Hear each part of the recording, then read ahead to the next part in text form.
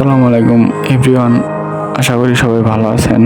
আমিও আলহামদুলিল্লাহ ভালো।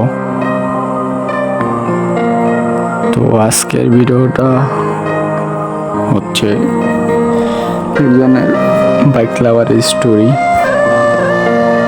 তো আপনারা জানেন কি না জানি না, এই যে এই ভিডিওটা অনেক দিন ধরে দেখতেছি, মানে কিছুদিন ধরে 2-3 দিন ধরে দেখতেছি, মানে ভাইরাল হয়েছে। ঠিক আছে, মানে ওদের যে বিপদটা গেছে, ঠিক আছে, এই বিপদটা মানে অনেক, মানে আমি ফেসবুকে দেখছি, ফেসবুকে দেখার পরে অনেক ঘাটাঘাটি করলাম, ঘাটাঘাটি করার পরে দেখলাম যে মানে এই যে ভিডিওটা, তো ভিডিওটা দেখে আমার অনেক খারাপ লাগছে। মানে মানুষের কাছে এত হেল্প চাইছে ভাই, মানে কেউ হেল্প করে না। মানে এটার কারণটা কি এটা আমি জানি না।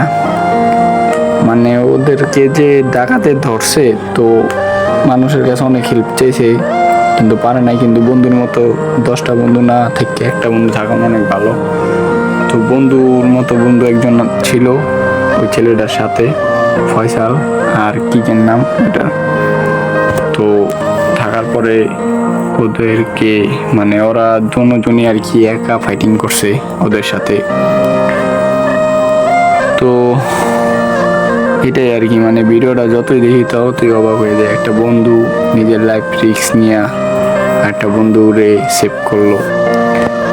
তারা আসলে বাইকের চিন্তা করে নাই, নিজের জীবনের চিন্তা করছে, বন্ধুরে বাঁচাইতে ওই চিন্তাটা করছে আগে। আসলে ভাই দেখলাম বন্ধুত্ব যে এত গভীর হয় সেটা আমার জানা ছিল না। তো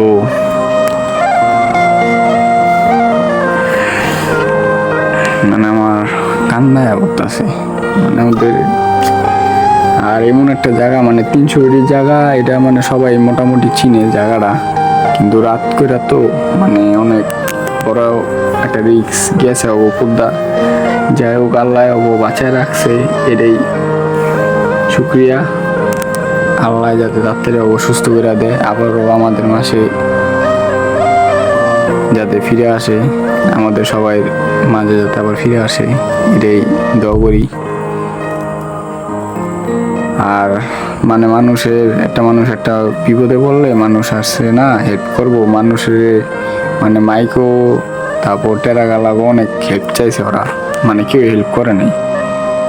পুলিশ অনেক চিল্লাচিল্লি করছে, তারপরও হেল্প করে নাই। তো যাই হোক ভাই, পেরালে লাভ নাই,